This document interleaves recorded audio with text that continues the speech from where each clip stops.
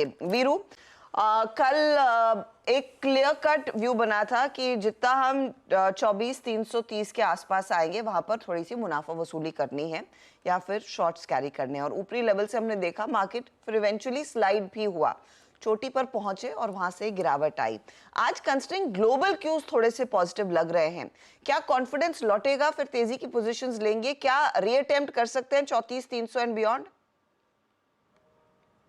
जी good morning Harsha. देखिए कल जो वो सेल की अप्रोच थी क्लोजर टू 330 350, उसका कारण ये था कि कल एक्सपायरी थी और कॉल राइटर्स प्लेस थे वहाँ पे, कन्विक्शन के साथ प्लेस थे हर्षा। 24,300 पे, 400 पे, 500 पे, और जो बेस था हमारा 24,074, वो लॉन्ग ट्रेड्स को पिक करने का जोन था। ड्यूरिंग द डे 24,100 से पुल बैक भी आया, ड्यूरिंग द डे 24,330 से कोलैप्स भी हुआ। देखिए अभी भी डे ट्रेड्स पे फोकस कीजिएगा। टिल द टाइम हम 24,421, 24,500 की ट्रैजेक्टरी को पार नहीं कर रहे। पहली बात तो ये है।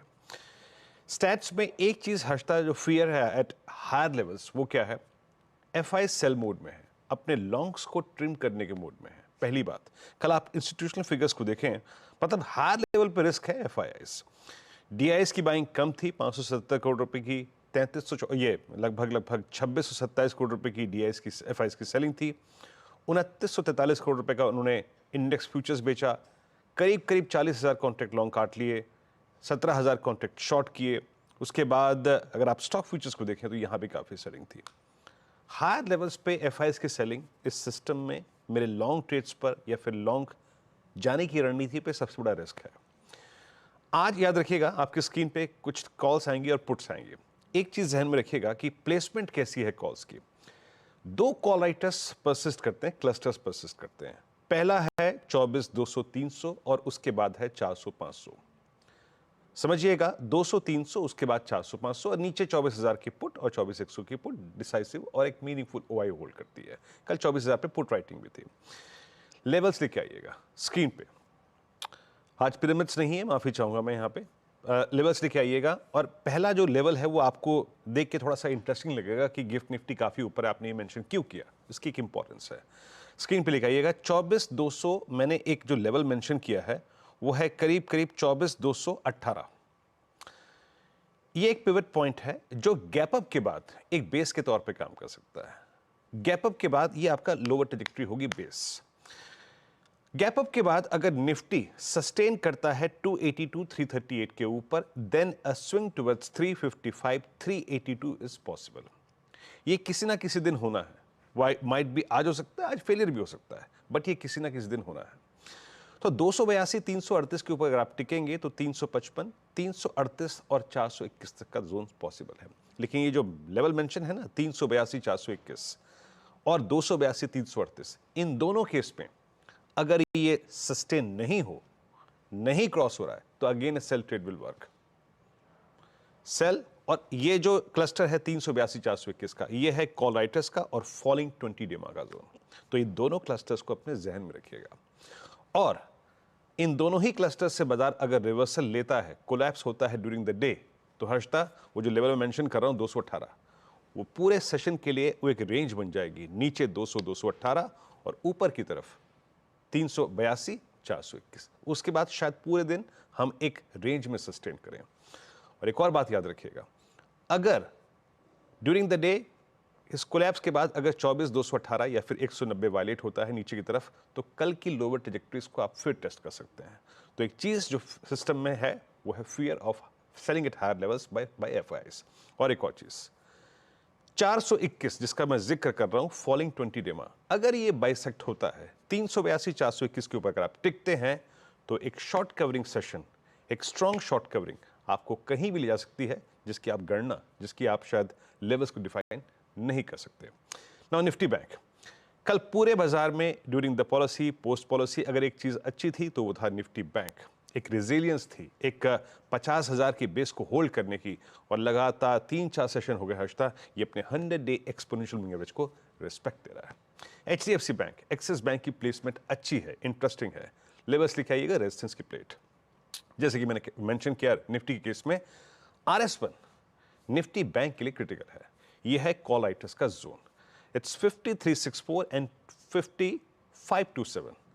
अगर ये बाइसेक्ट होता है तो हम 722 दैट्स 10 डेमा और 51,896 इस ट्रेजेक्टरी को टेस्ट करेंगे, अकॉर्डिंगली ट्रेड कीजिएगा। और अगर हम पहले रेजिस्टेंस के नीचे फिसलते हैं then again a collapse towards 50,100 200 looks possible. एक और चीज, निफ्टी बैंक को स्ट्रांग होने के लिए, स्टेबल होने के लिए, कन्विक्शन के साथ आई थिंक कैरी करने के लिए हर्षदा हमें एक क्लोज निफ्टी बैंक पर इन दोनों ट्रेजेक्टरीज 10 और 50 डेमा के ऊपर जरूरत है। इसके बाद ही निफ्टी बैंक में वो जो कॉन्फिडेंस है वो लौटेगा हर्षदा। जी हाँ, तो ये फिलहाल आपके लिए लेवल्स निफ्टी और निफ्टी बैंक के इन पर आप गौर करिएगा। बेसिकली एक रेंज 24,200 और 24,400 के बीच आज के लिए निफ्टी पर बनती हुई दिखाई दे रही है। लेकिन आज कई सारे नतीजों पर भी मार्केट रिएक्ट करेगा। आयशर मोटर्स के साथ शुरुआत करते हैं स्टॉक्स एंड न्यूज की। फटाफट से मैं आपको बता दूं, आयशर के केस में हुआ यह है कि मुनाफा 20% बढ़कर आया है 1102 करोड़ के आसपास। आप रेवेन्यू देखेंगे तो इसमें 10% तक की वृद्धि है, 4,393 करोड़ का ये फिगर। एबिटा 14% बढ़ा है। मार्जिन्स में भी बढ़त देखने को मिली है, मार्जिन्स लगभग 100 बेसिस पॉइंट के आसपास बढ़ते हुए दिखाई दिए हैं।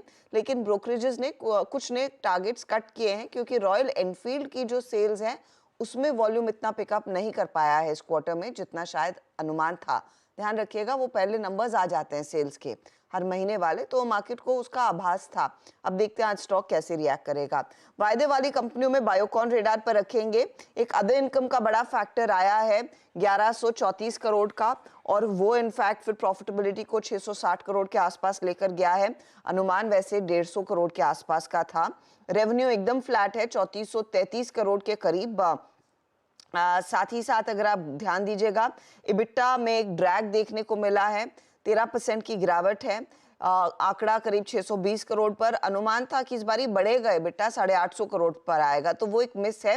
मार्जिन थोड़े से इंप्रूव जरूर हुए हैं, घटे हैं, इंप्रूव नहीं हुए हैं, ये घटे हैं, इसको करेक्ट कीजिएगा। 18.1% का मार्जिन है वर्सेस 21%। अब की बारी एक्सपेक्टेशन था कि थोड़ा सा मार्जिन इंप्रूव होगा, लेकिन वो हुआ नहीं है।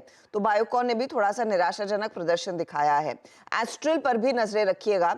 एस्ट्रल नंबर्स फ्लैट हैं, आधे % की ग्रोथ, प्रॉफिटेबिलिटी में 120 करोड़ के आसपास का फिगर आया। रेवेन्यू ऑफ कोर्स 8% बढ़ा है। एबिट्टा में 6% तक की ग्रोथ है। एस्ट्रल के केस में मार्जिन्स 20 बेसिस पॉइंट थोड़े से कॉन्ट्रैक्ट होते हुए दिखाई दिए हैं। स्टील अथॉरिटी ऑफ इंडिया यानी कि सेल रेडार पर रहेगा। सेल के केस में भी एक एक्सेप्शनल लॉस है, लगभग 311 करोड़ का एम्प्लॉई अलाउंस पेमेंट। उसको हटाकर देखेंगे तो शायद इतनी खराब तस्वीर नहीं है नंबर्स की। उस लिहाज से ही प्रॉफिटेबिलिटी में करीब 60% तक का डिप देखने को मिला है। ऑपरेशनली थोड़ा सा बेहतर प्रदर्शन है क्योंकि बिट्टा में 34% का इजाफा और मार्जिन जो 7% पर थे वो 9% पर आए हैं। तो ऑपरेशनली एक बेहतर तिमाही सेल के लिए उभर कर आई है। कॉनकॉर भी रेडार पर रखेंगे जहां पर 6% का इजाफा मुनाफे में, रेवेन्यू 9% बढ़ा, 11% का इजाफा एबिट्टा में देखने को मिला, मार्जिन्स में भी ग्रोथ है। LIC के नतीजे अच्छे हैं, उम्मीद से काफी बेहतर प्रदर्शन दिखाया है।